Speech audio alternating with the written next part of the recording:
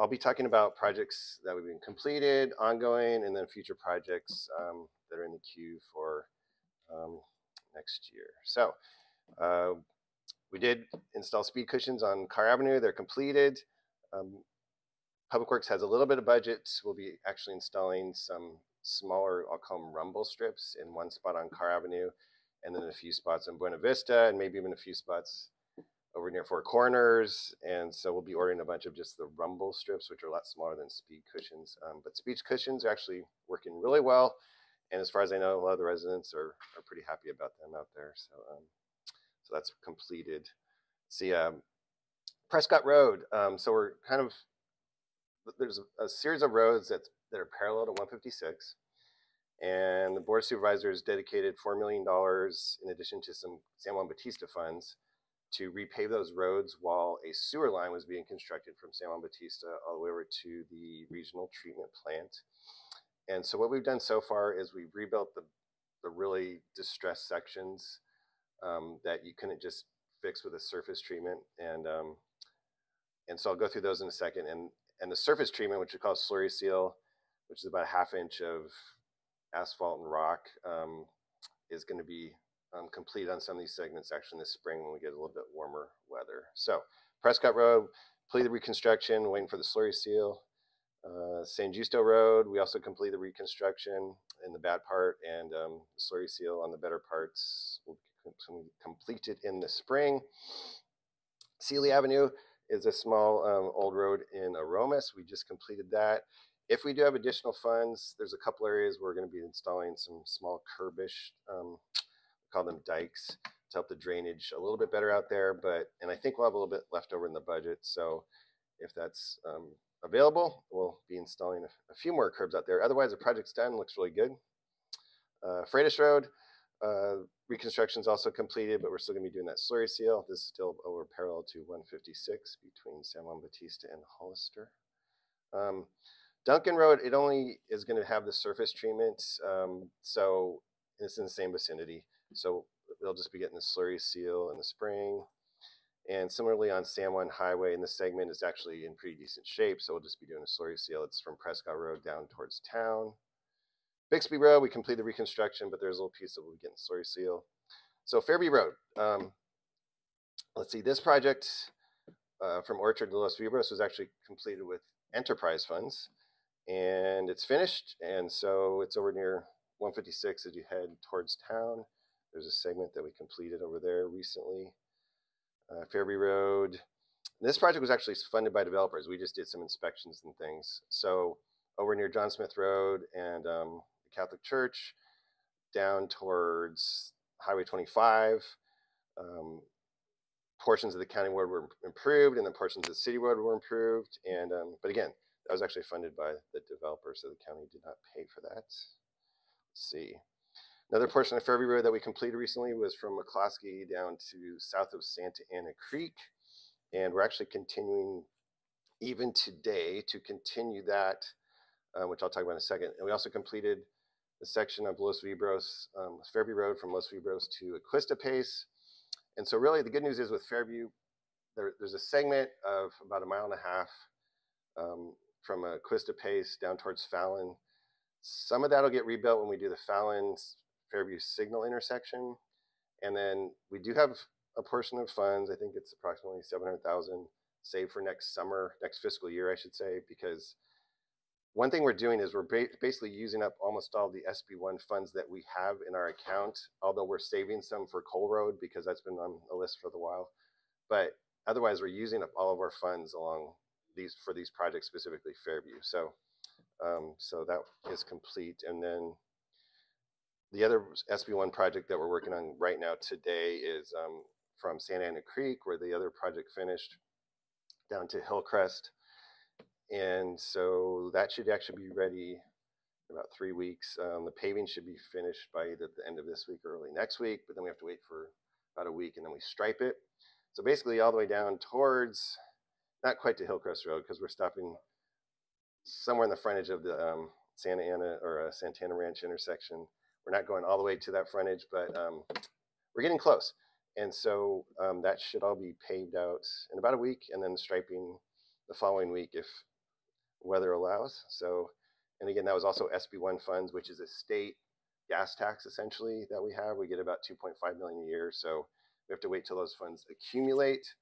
And then once they accumulate, then we can start building these projects, because 250,000 at a time, it doesn't do much actually, but as they build up, then we're using them to construct the roads. So Cienega, this is actually a road that was designated by a previous board of supervisor, and so we paved about 0.6 miles, maybe a little bit longer, adjacent to over near DeRose Winery on Cienega. It's kind of in bad shape. We also had to improve some old storm drain systems that were installed over there, but it's all completed. So I encourage you to go visit that area. Union Road, near the bridge project. So I'll be talking about bridges real briefly, a little bit in a few minutes. And so there's a little piece on Union Road where Caltrans won't fund bridge projects to improve miles and miles of roads. You can only go so far past a bridge, and the Highway Bridge Program will actually pay for that pavement, but they make you stop at a certain spot because everyone would just continue, paving roads with highway bridge funds. And so there's going to be a piece of approximately 200 feet. So when the bridge project's finished with its paving, then we'll be able to finish that small piece. And then Union will be pretty much finished all the way as far as paving from 25 down to kind of where the karate company is. So a certain spot. I don't know better reference for it. And so, and then after that, we have funds for, yeah. So, and then we do have funds starting next summer that we've been designing the project, so then we can continue that all the way till Highway 25. So that design's ongoing, and so we'll be able to finish that. So Union Road will be finished all the way to, 156 to 25, basically. So, so we'll bid that out. Well, I'll talk about it in a second, but that will be working on next summer. Let's see, guardrails. So good project. Our guardrails continue to be hit around the county, and the ones that got real bad were over by Fairview, Los Vibros, and we got that project completed. Looks really good. Shore Road, we already awarded the contract. We could start now, but we're going to wait till the spring just to be safe with the weather. But that's going to go all the way from Fraser Lake to San Felipe. Just completely rebuild that stretch of the road. San Juan Highway, we have some money set aside. We want to reconstruct the pavement near Anzar High School, but additionally, there's striping that's just been worn away for different reasons. And so we're actually going to start the striping maybe later this month, but probably in January 25, just for safety reasons. So a small portion of that budget will be to restripe the center line and the edge stripes. So folks, it's more apparent, especially at nighttime and when it gets foggy out there. So that's coming up. And then the road work will probably start next summer. We're still working with the geotech. There's just some interesting soil conditions out around Anzar High School that some high water, and so we'll be starting that project in the summer of 25. That'll probably primarily be the pavement near the high school there, essentially. Wright Road. So we did bid it with our JOC program. The prices were a little bit high, so we're going to rebid it in the spring, like in actual issue for bid, which we tend to get slightly lower bid prices on that. So the design's essentially done. We have to do a little bit slightly different version of it just to put it out to bid to the public, but I'll go to bid in the spring, and then we can work on that portion. Cole Road, finally making some progress on that design. We got some information from our geotech, which is very good news. So these consultants are finishing up that design, and we'll be using that with SB1 funds, as I mentioned earlier. And let's see. So some of these roads we have a little bit of funding now, but we actually have most of the funding is designated to start next fiscal year. And so that's what you're seeing in gold. So we do have about $3 million for San Juan Canyon Road that we can start in the spring. Sorry, I'll try to be faster. I'm sorry. And but the other $3 million, it's about a $6 million project, is actually slated to hit our budget in July 1st. So we can start in the spring and then start building it through the summer and rebuild that 6 miles of road. Fairview Road, the piece I mentioned previously, we have I think it's about $600,000 or $700,000 to kind of finish the one piece that's quote missing between Fountain and Aquista Pace. That's SB1 funds, I believe. Tres Pinos, we have a few roadways in summer 2025 we'll be working on. So I'll pause here for a moment because I need to clarify and revise one of the roads there. So the first road, Buena Vista, should have said Bellado Road. Essentially, we want to build, there's 4 different segments, and I've been working per the direction of the board with our GIS person, Renee, to put these on a visual website link, and he's done a great job. I just have to add the Tres Pinos roadways into this, and then he has a website ready and a link for the request of the board for all these projects, and then the ones coming up as well. So I'll work with our PIO and get that posted ASAP. But basically, there's Bellado Road from Quien-Sabe towards Southside. We're going to rebuild that. We have F Street, 3rd Street, 5th Street, D Street, 4th Street. So 5th Street, D Street, 4th Street is kind of the loop on the other side of town. And then F Street, 3rd Street is a loop on the southwest side of town. So we'll be working on a lot of those roads starting next summer. Let's see. And then Union Road, that larger piece I just mentioned, we'll start later in the summer with that piece. Fraser Lake Road, additionally, we'll probably put that through the JOC program because it's pretty straightforward. It's a straight piece of road. You just take it out, put it back. So we'll be probably working with our job order contract on-call contractors for Fraser Lake Road in the summer of 2025. And it's probably worth mentioning that most of these roads are larger traffic roads. The big roads are called arterials, like Fairview, Union, Fraser Lake, Shore. The slightly less trafficked roads are called collector roads. And so 90% of what we're doing is on focusing funds on the arterials and the collectors. There's a few local roads here and there, and even the ones in Tres Pinos are kind of smaller, but generally speaking, the funds are being focused on the roads that have the most traffic. And then when we get those built, then we can kind of start doing the peripheral local roads is a general strategy there. So we're still working on the Shore Road, Fountain Road signal, and we're going to be hopefully starting right-of-way acquisition soon. Should be noted, there's going to be a lot of utility relocations with PG&E and some communication folks on the utility poles there. So sometimes that's a bit of a scheduling issue, but we're starting to reach out to those folks. Let's see, in Salinas Road, we actually have funds to, and we really haven't started the design of this one yet, but Salinas Road is scheduled hopefully to be started fall 2025 if it's a mild fall. Otherwise, we'd probably wait till the spring. But that's this old county concrete stagecoach road. So if you're heading out of town, going to Monterey, we actually have some funds to rebuild that road. So, okay. Yes, as was mentioned earlier, please drive cautiously through our construction zones and through our new roads, and drive within the speed limit after roads have been paved. So I can pause there or just go to bridge projects. Okay, real quick, highway bridge program. So bridges that are identified in the highway bridge program, typically the federal government through Caltrans pays for 90% of that construction.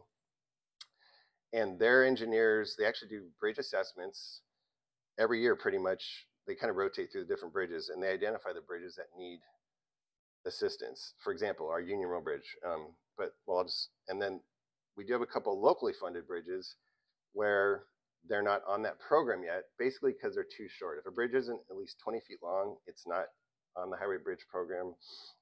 It's not registered there. So that program it's not on the radar. So we're actually going to talk about a couple of bridges that we're going to build. They'll be over 20 feet. And then we'll get them registered on the bridge program so that 40 years from now when they need to be rebuilt, perhaps we can acquire some funding for them through the highway bridge program. So yes, HBP pays for 80%, sometimes more of the project costs. So real quick, Union Road Bridge. We plan to open it to traffic in, let's just say by Valentine's Day. We're waiting for these real large joints. I think they weigh 5,000 pounds each. They're bridge joints. And once those get delivered, we'll be installing them. We've been waiting a little bit. They're very specialized joints. One thing fun to know about the bridge is it's on a fault zone so that if the fault moves, the supports under the bridge can actually shift 5 feet along the fault while the bridge stays completely in the same place.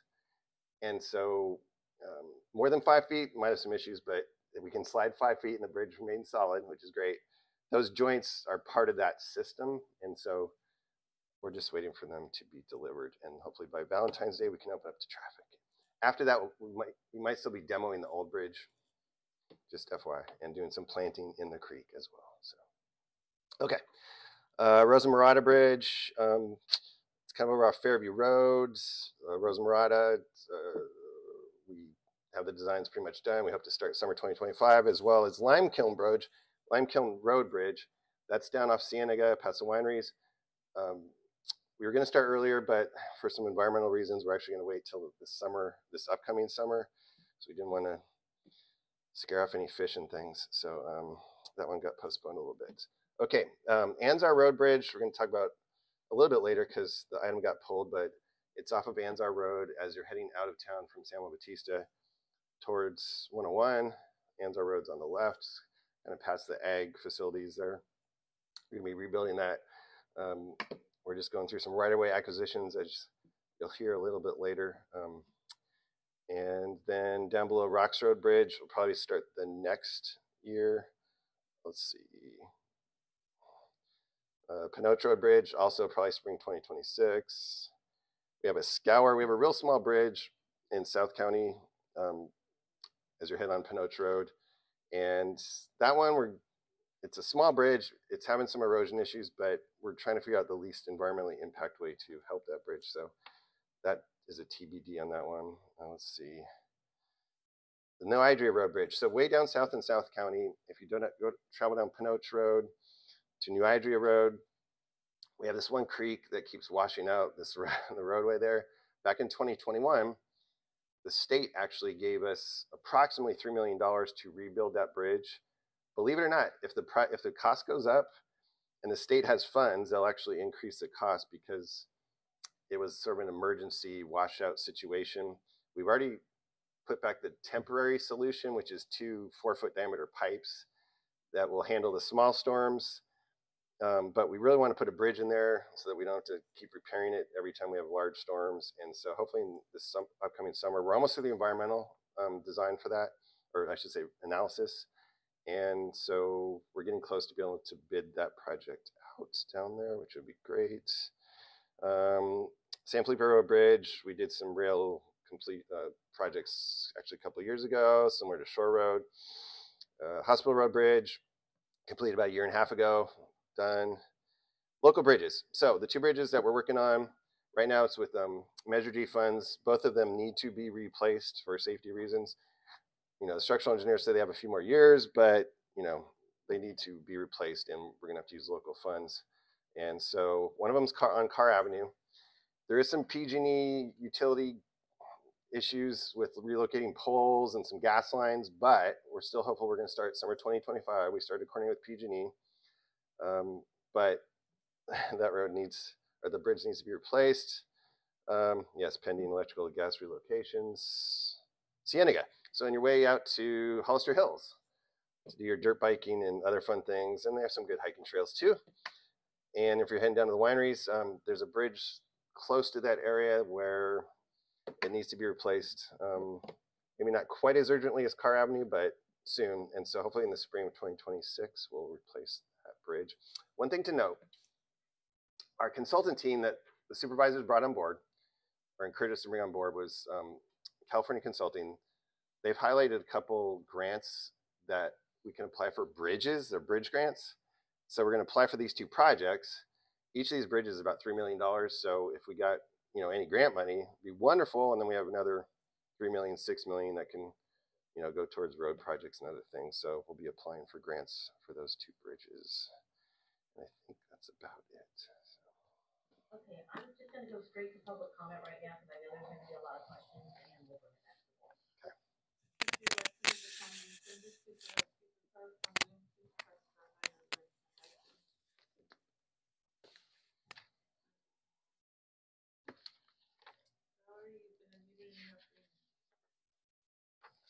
Yeah, a lot of things to comment on today.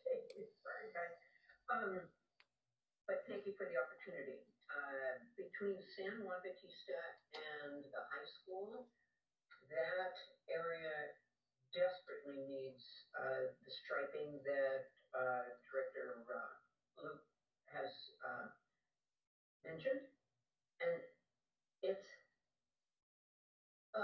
it's just so frustrating when it's dark.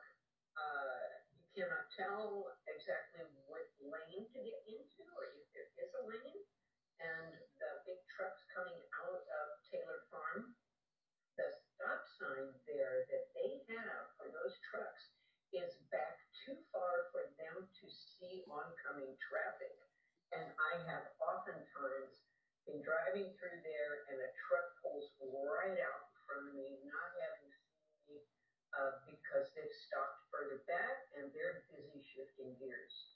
So it is super important for the kids' safety, for the bicycle pedestrian safety, and for our traffic through there, which is a main artery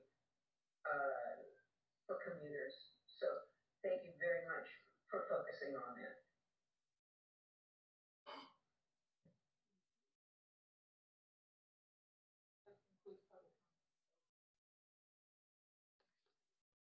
You can complete a speaker card when you come back. Hi, my name is Robert Gibson, and I want to thank you for the presentation. I know that we have 450 miles of road, and most of them are in horrible condition, so you have a big load. But I would suggest that all the supervisors that have not driven up and down Fairview do so. I don't think we got our money's worth. The water should be sheeting off. It should be a smooth road, and it is not. So I think in another 5 years, the water will have destroyed it, and you're going to have potholes again. Just my opinion. I'm not an engineer, but it seems to make sense to me. Also, Southside Road, the deal with the promontory was not a good deal.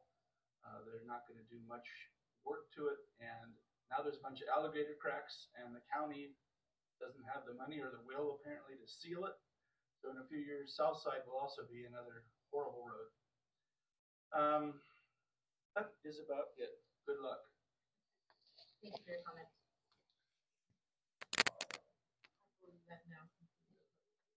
Okay, so let's bring it back to the board. I know Supervisor Fussman, he wants to go, so I'm just gonna start with you. Sure. Yeah, you mentioned Carr Bridge, PG&E issues.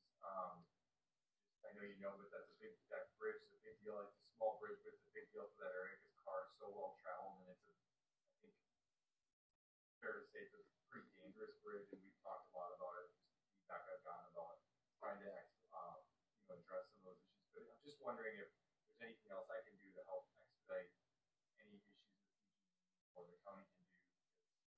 The sooner the better. I just would hate to see some sort of accident, something terrible.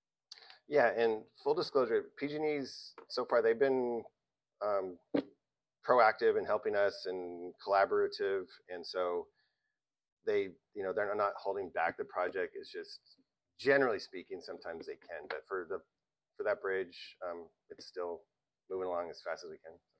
Okay, and then clearing on the Roxburgh, you said the next year, but I didn't know whether you meant 25 or 26. So rocks, let me go see, because that one's a little bit behind the others. That bridge, as you know, that bridge, it's the same theme, very small, but very, just really not even a bridge almost.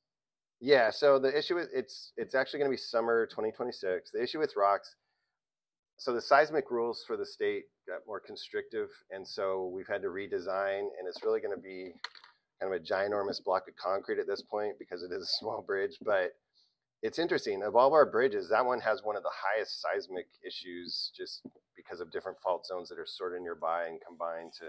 So long story short, summer 2026. And then San Juan Highway, the timing of the Enzar part, I just want to put in a word again. You said working with Geotech next summer. Whatever we can do again, because summer is really the time you got to do these, as you know, and we did get it in last summer, and we were telling people last summer. So anything we can do to make sure, because of safety issues, especially in the Enzar. And I've gotten some flack on some of these others as well, just saying we're going to do these and then get put off. So Yeah, I'm 99% sure. Well, I'm pretty sure that we're gonna be able to do this upcoming summer. So yeah. Okay, and then, sorry, working through here. Um, Coal Road, you mentioned the spring, in the past, so is that, it was just basically pushed off a little bit? Yeah, because of the design, we just received some design. There was one embankment failure from the storms over a year ago. So we just received that information. So the design team's finishing the design so we can put it out to bid and hopefully start in the spring. Okay. Bixby reconstruction done, but you said slurry seal remaining. There's been some comments about some wear and tear on Bixby already. I know we used, and then I saw something on social media about new Hydria as well, and I know we've used this sort of new technique in-house, I believe. We need to reassess that. I'm just wondering because if these roads that were, they're just gonna get torn up right away. I almost wonder whether we should be doing that technique. So two things. Bixby, the piece that's from, well, the piece that's adjacent to the old 156. Yeah, we just reconstructed that sort of ourselves with our own crew.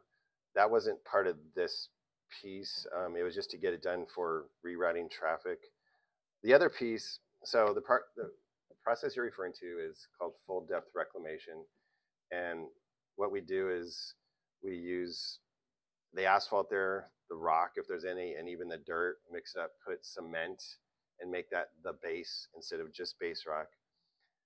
With New Idria, I guess it's worth discussing because it might be on Benito because I just talked to Benito. So with New Idria, we had a certain budget. And we even asked for more budget, but we were going to originally do a double chip seal over that FDR base on this actually about 7 miles of the windy part of New Idria.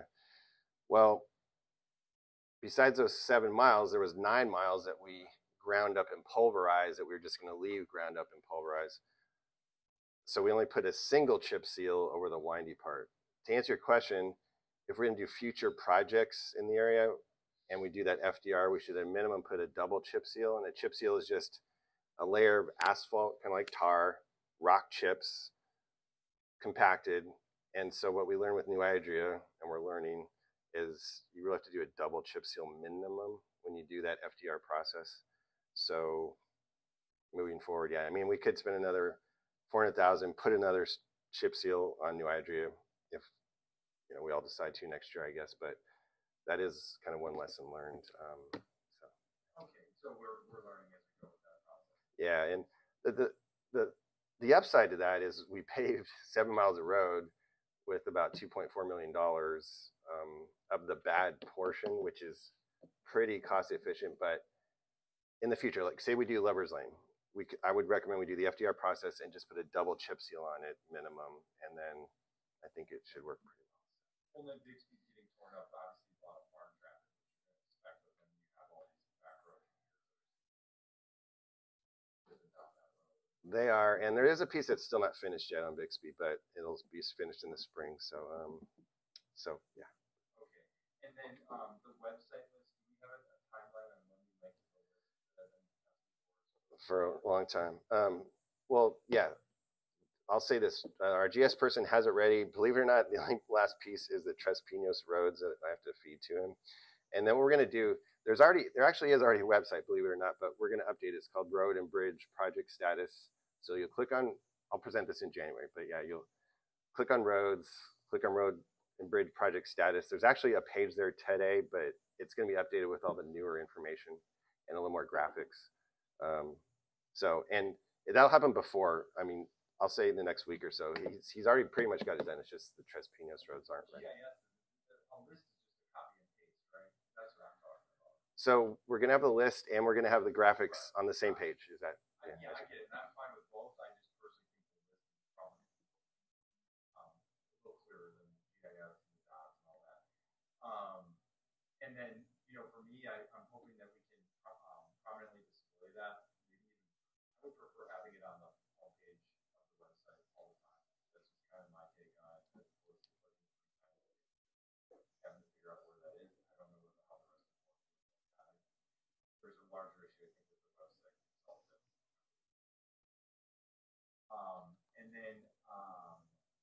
anything, oh, you mentioned rumble strips and, on certain areas, and I just want to put this out there that I'm hoping that traffic calming can be, a priority as well going forward for the county and the board, and to potentially bring that, next year as another priority issue to look at traffic calming, the level of, responsible driving that we're out there. And then Union Road, I had a complaint on Union Road, and they said they know that it's going to be September 2025, but they mentioned I'm trying to read here, the lines are so faded they can barely be seen, and the oncoming traffic, especially at night, they cannot be seen at all in some places. And then they mentioned about Faneuil intersection, that the lines don't actually line up with where you're going toward Hollister. I think I On the curve, probably.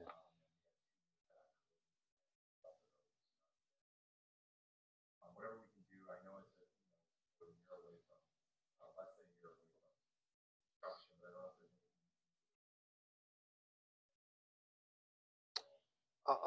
I'll look at striping. There's several roads for different reasons where the striping's faded or fading, but that's the second time I've heard about Union, and obviously I drive it all the time. But so I'll look at that. Yeah, it's tricky. The road, just when I say summer 2025, that's when the project's finished, but we hope to open it by mid-February. So Okay, thank you, Steve. you bet. If I could follow? Yeah, I had similar concerns regarding the striping, and so I'm just gonna ask this board, as we move forward into 2025, my voice won't be here, but whenever we make any decisions regarding roads, I ask you to think about public safety first. You look at the volume of traffic that's on that road, who's using it, and where's it going to. It's one of the major, I can't even say freeways, but arteries, I don't know if I'm using the right term, but make sure we're looking at the greater good, the volume of traffic that is on that road and where it's heading. And so let's focus our priorities, like your priorities on that, moving forward in 2025 and beyond, because it seems like there's been too many pet projects that have been worked on that have allocated certain areas where it's not the volume of traffic that we're addressing. It's more the personal, interest of that supervisor that has been advocating. And so I want to go back to the New Idria issue, because I became aware of it after reading the Benito article. And so what went wrong there? Was that a contractors not doing the job that they wanted? Was it the county not asking for a better quality road? Because I kind of alluded to that. But what was that? And was that a job project for that one in the area? It was a jock project, but that wasn't really the issue. The issue was we were trying to repave or rebuild 16 miles of road. Normally, even in a rural area, call it $16 million. We had $3 million. So, and the board even gave us a little more to get to that $3 million. So with that amount of money, we had some choices. And again, we can go back and put another chip seal on, and I'll talk about that in a second to answer your question. But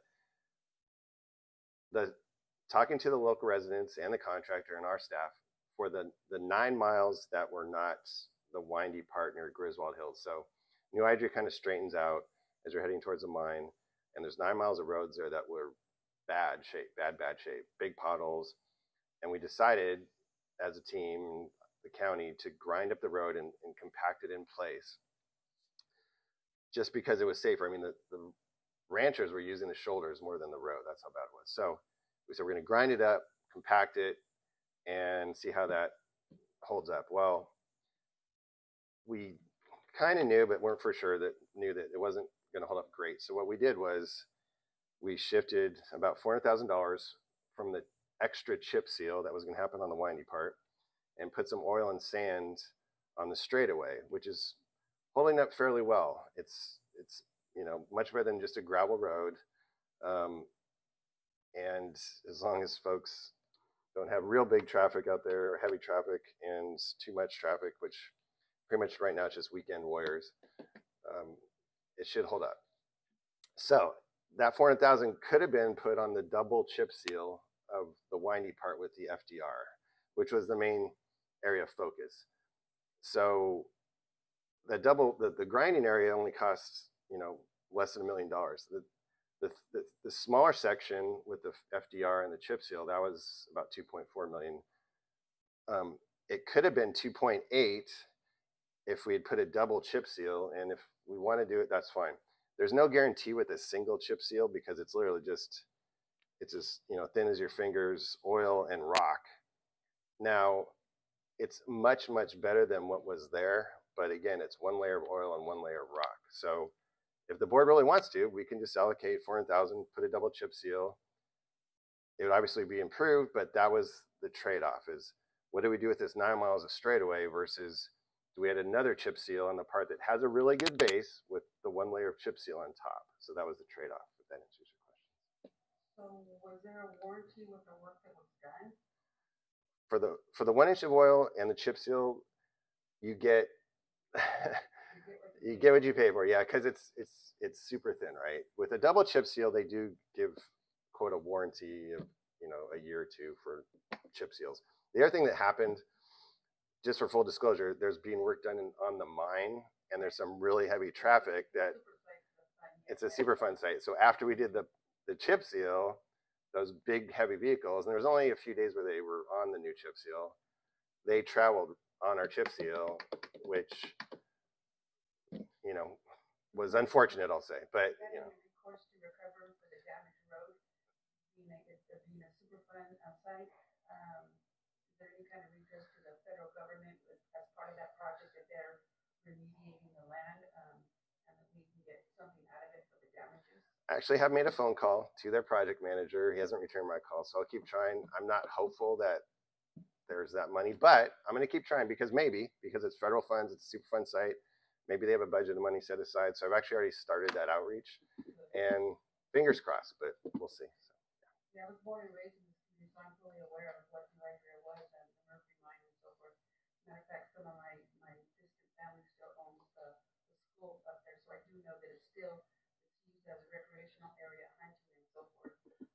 But when I saw on social media the damage to the brand new road, I'm like, you would think there'd be a warranty of some sort, or if we could go back to the individuals that caused the damage.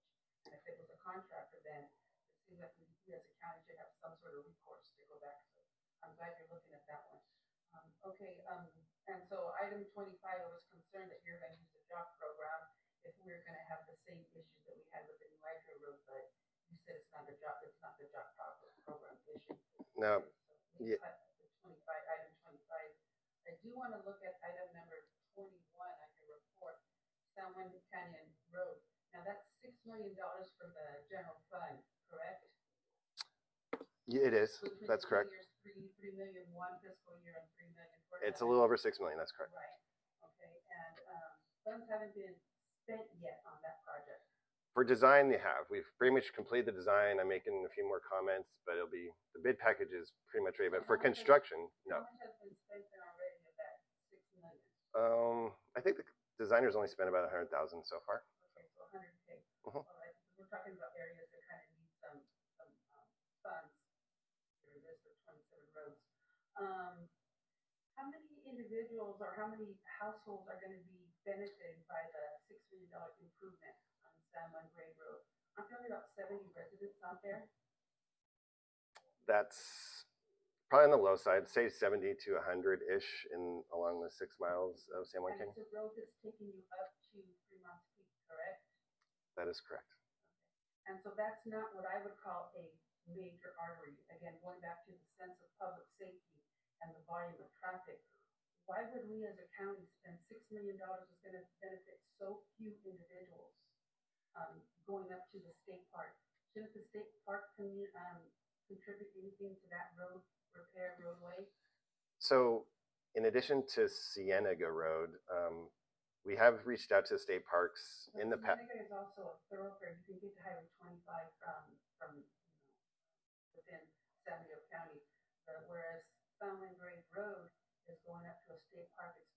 It's a destination in and of itself. It's not a pass-through. What I'm looking at is as we allocate funds and we look forward to expenditures, that maybe we look more at your item 27, which is Salinas Road, which we all call San Juan Grade, but spend the money on that, since that's actually a road leading somewhere. It's going from San Juan, the back roads of San Juan, getting to Salinas.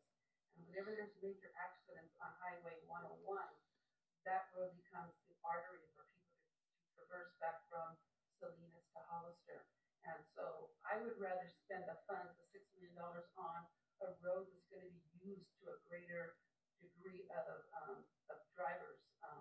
And so since we haven't really spent much on Fallon Great Road, I would hope that this board would look at the expenditure of $6 million on a road that's really going nowhere and benefiting so few people. I think we have our priorities a little bit mixed up. But going back to the striping that the public comment made from Valerie Eglin, is we have a number of roads out there that aren't in line to be repaired, but the striping is missing, and that creates a public safety hazard for anyone driving on the road, whether they're residents or people from outside of the area. If you can't see the line, you can't maintain the road. I remember when I was first learning to drive, it feels like a long time ago, I would ask a stupid question in driver's ed, and I'd ask the question, if there's no lines on the road, does that mean you can drive down the middle of it? And then, of course, everybody laughed at me. It was a stupid question, but being, 14, 15 at the time, it was a common sense to me where I didn't know. And it's like, no, you stay on your side of the road. Well, what if you can't see what is your side of the road because of the lack of striping? So I think that puts us as a county in a predicament where there might be some liability out there that we might be looking at for lack of striping. So I would think that as we move forward on this road project, those that aren't ready to be improved or fixed or repaired or resealed, chipped, whatever you call it, that at least they get the basic striping put down. How much can it be to do striping? I guess that's a good question for how much is it to stripe? It's for three stripes. It's $6 a foot generally to stripe a road. And the good news, I agree with you, by the way. The board actually we spent about 1.2 million last year just on striping, and we're actually having the contractor go back to redo some of that striping in like a different process. And our public works, we have an old striping machine that's basically just outdated. That if we got more road crew, we've talked about having folks stripe, our own crews actually. That'd be the most efficient way. But for now, we're gonna have to use contractors, and I agree. That's why I think this year more than some other years we've started to focus more on restoring striping. I'm just kind of concerned about the volume of traffic accidents that we're having here locally, and whether it's driving too fast or people from out of the area that aren't familiar with the roads. But if striping $6, what did you say the price was again? It's about $6 a foot for all three stripes. So you have a center line and your two fog lines. So 1,000 feet, $6,000. It's well, yeah, it's actually a little bit more with mobilization and things. Anyways, but it's for manpower too, I understand. Right, exactly. So that was just material cost. But long story short, I concur with your sentiments. Well, I'm just concerned just the safety of the roads in general in San Diego County.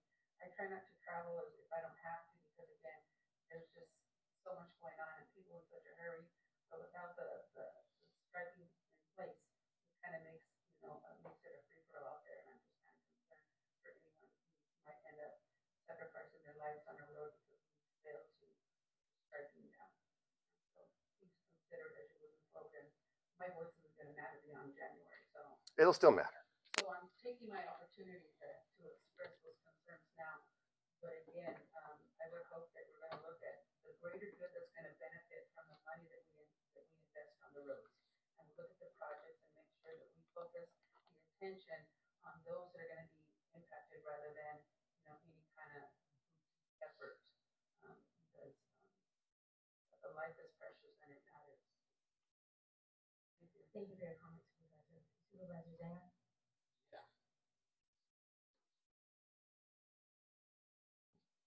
Yeah, all right. Hey, Steve, thank you for all the information. Couple questions, I guess, right off the bat. Did the county switch pothole mixes as of recently, or I guess from a year ago at this point, or is it the same? So we have two mixes now. We have kind of our standard cold mix, and then we've upgraded. Well, I don't know if I upgraded. We did switch to a newer mix that we think is more permanent, if that answers your question. Where have you used the newer mix? Do you know off the top of your head? That's a tough one. Generally, the larger potholes, I guess you'd say. A good example is Fallon. We use a new mix. I don't know if you got on Fallon. Yeah. So if that answers your question, but Yeah, it's all over the place, kind of. I was just wondering because it seems like they've been holding up better, at least in District 1, the roads I've been on. It seems like the mixes, even after the rain, they're not just flying out right away. So Yeah, it's it great. seems to be holding up better. Yes. You mentioned the striping being redone. Do you know if Santa Ana Valley is going to be on one of those that is going to be redone? It is. Santa Ana Valley, there's actually 3. We do, well, Anzar, it's a timing thing. There's some striping around the high school, Anzar High School, that was going to be redone. And then, is it Comstock's the other one? I think there's 3 roads we're going to have them redo. And it wasn't necessarily the contractor did something wrong, but it was the chemical interaction. But long story short, they are going to redo half the segments that they did. So yeah, we just have to get scheduled with them. Great. I'll say the guardrails on the Fairview Los Libros Bridge, they do look great, and District 1 very much appreciates that. I've actually, one of the rare times I've actually gotten a lot of messages in thanking us for that project, for the roads there, and Fairview in general. I've gotten a lot of good reception from that. So we appreciate that. Question regarding Shore Road. I heard you, I caught you say we could start now. So what would that, why do we not start now if we could, I guess? It's a tricky one. We kind of got in this predicament with Carr Avenue where we had good weather, everything was going great, and we got blasted by the Pineapple Express, and we're still catching up to Carr Avenue's reconstruction and some roadside ditches and things. So there is not a lot of storms in the forecast. Fingers crossed from that perspective, from a road's perspective. I think we're supposed to have one little storm this month, but once you open up the road and you start construction, if we do get blasted by some storms, then it just has impacts and cost implications and things. So I think it's just better to wait till the springtime. And Shores obviously needs to be reconstructed. We've tried to patch it and do some decent asphalt kind of slurries, thin slurries on there, and I know some of it's already wearing away, but I think it'll last through the winter okay, and then I think it's probably best to start in the spring. Okay, and then same with Fraser Lake. I know it said fall, I think. Is that right? Yeah, and Fraser Lake, well, actually we can start that. We have about I think 600K allocated, so we can start right before the fiscal year, and then we have another, I forgot, 100 or a million-ish to go after. So long story short, that'll be a jock project where we'll use one of our on-call contractors to just kind of remove and replace. It doesn't take a lot of design. So yeah, it'll actually, let me go back and see if I said summer, but I think we can start that one in the summer. So yeah, summer 2025. Okay, yeah. Just because I know those 2 roads are extremely highly, trafficked, and we kept hoping, for this last spring that we passed is when ideally we were going to start. And I know like for Shore sure. Road with the rebid, yeah. Yeah, so just whatever we can do to make sure they don't end up pushed back at all next year would be great. The signal at Fallon also. So December 25 is what we're thinking now. That's for start completion where we could start it. So we have the right of way areas designated. We're gonna have to acquire some right of way. We're just starting outreach to PG&E for the utility poles. So I think, in my humble opinion, it's at least still a year away from being ready to construct. And I know we wanted to do it sooner. And it's interesting, that road, there's been a lot of designs and redesigns over the years. I don't know why the intersection just never received a signal. But to answer your question, I think realistically it probably won't be ready for bidding till next fall. So we'll probably start the spring after. Oh, wow. But I thought, again, that's one of the ones where we talked about hopefully we'll start at the end of this year. So we're talking about more than a year away. Yeah, I mean, it's possible we start actually the end of next summer. It depends how fast we get the utilities relocated. There's been a couple different designs, and so the current design, it has some pretty significant impacts to the utility poles there and right of way. So when you have right of way and utilities both combined, it's a good design, but I think it won't be ready till late next summer. And maybe, fingers crossed, we could possibly start next summer, but we'll see. Okay. Thanks. Last thing was, I know there was a road. I think there was a couple, but I know of one that we talked about that you were looking into the idea of like I don't know what it was called, like a mini speed bump that didn't require the rumble study. strips. Is that just rumble strips? So we looked at Magladry off of Lone Tree. Is that still something that is being worked on? It is, yeah. There's Magladry, Buena Vista, Carr, and the intersection of Four Corners, Fairview Shore, San Felipe.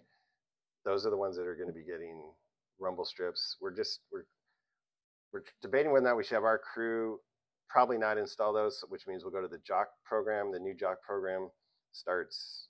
We're going to pick contractors in January coming up. So then we'll have 6 on-call contractors.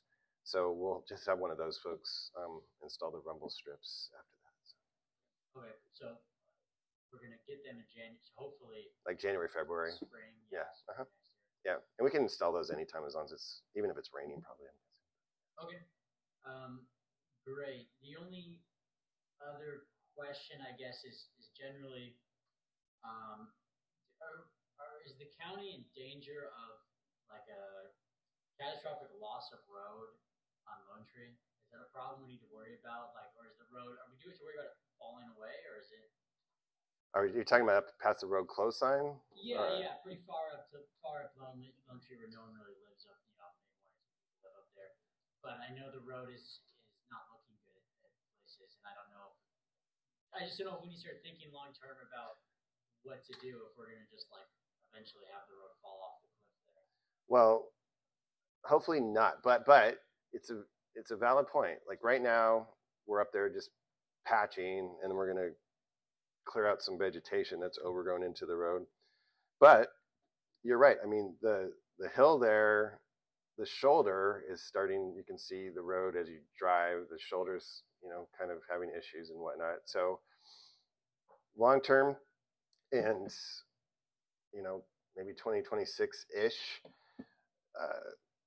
I'll put it down to be considered, because I drove it the other day and I think it's valid. I don't know if it's going to fall off into oblivion anytime soon, but it's a valid concern. So I'll put it on the list for like a future SB1 consideration. So yeah.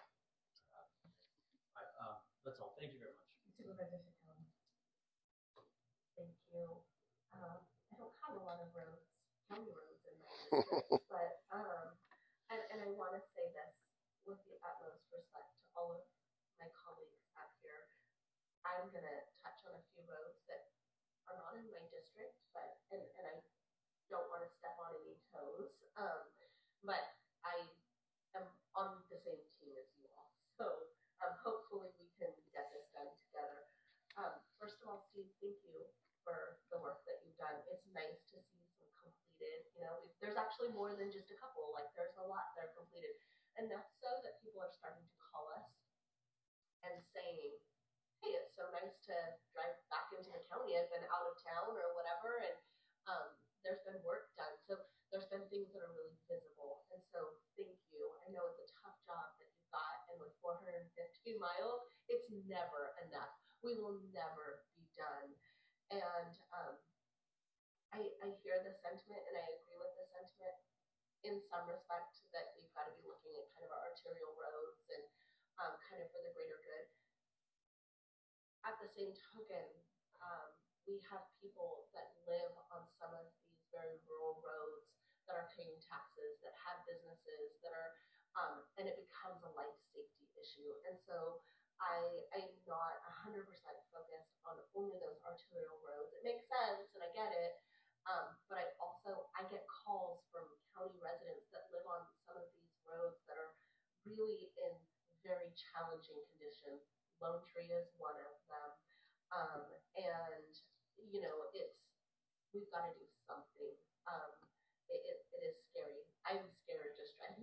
Lone Tree, and people have businesses up there. There's large cattle trucks coming up and down, and so um, I'm happy to hear that you guys are working on Lone Tree.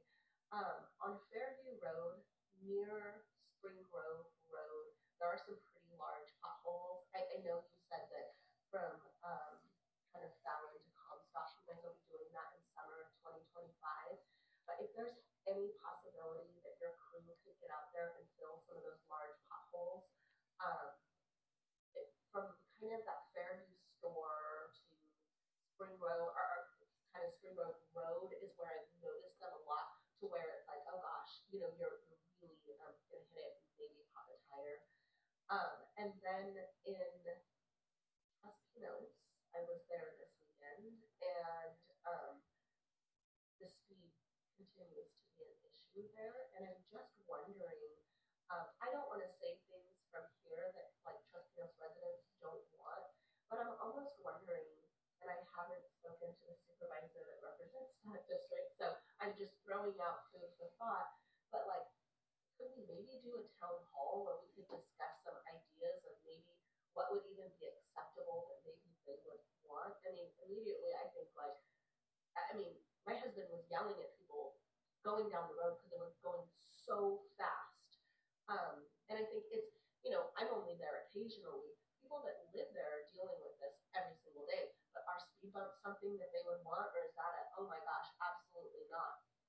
So I just want to make sure that as we're considering options for dealing with doing some of the roads, that's fantastic. I think the speed issue and the traffic calming is a different discussion, and I'm just wondering if maybe having a conversation with residents might be really helpful. So anyways, those are my comments. Can I just jump in right there? Real quick, Well, please. okay, so we've reached out to Caltrans. We had a meeting. They don't have any projects in the queue whatsoever to slow down downtown Tres Pinos, which is Caltrans Road, Caltrans Wideway. However, Supervisor Kosmicki wrote a letter to Caltrans about possibly closing off the access from Rocks Road across 101 and where the big eucalyptus trees are getting chopped down. Long story short, Caltrans is actually doing a study now because of the letter from the supervisor. So if other supervisors or the supervisor in that area wants to write a letter to Caltrans, and I can provide you the template, or we'll get that to you.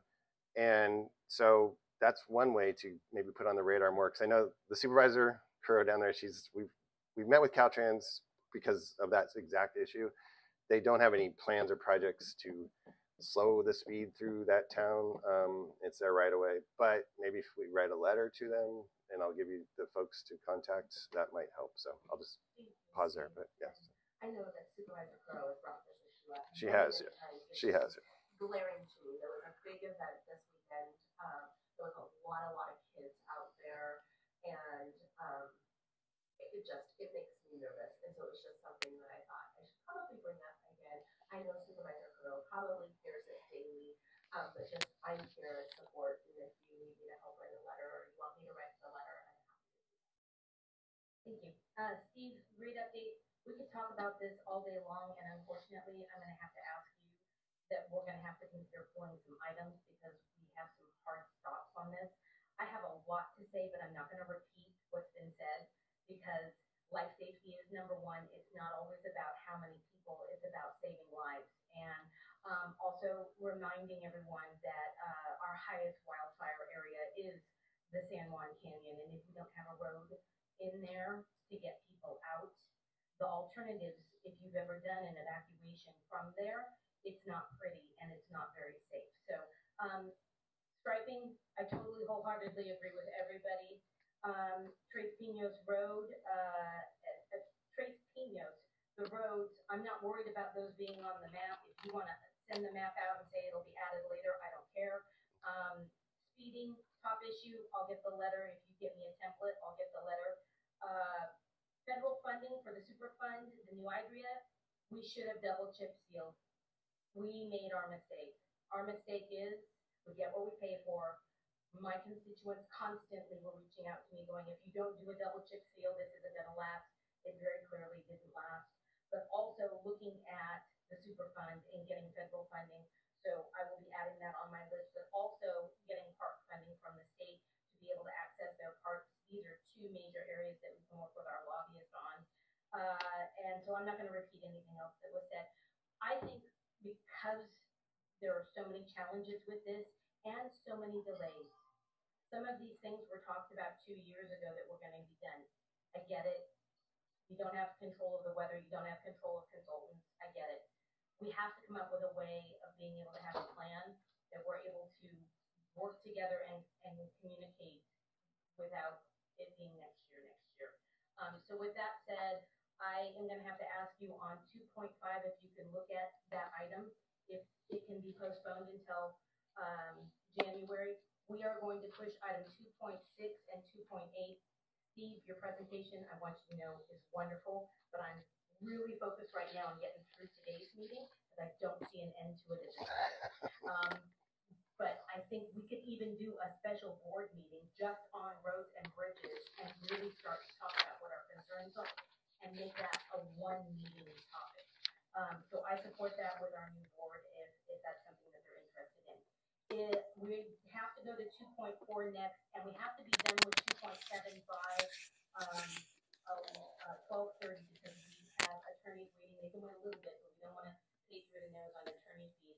So I'm requesting 2.6 and 2.8 be pushed till January 25. Staff has already confirmed that that's okay. Steve, you can look at 2.5, and after we get done with 2.4, we'll go from there. Okay? Okay, I will look at it. Thank you so much, Steve. We really appreciate you and your entire team of what you do. We're going to start with 2.4, and I'm going to turn it over to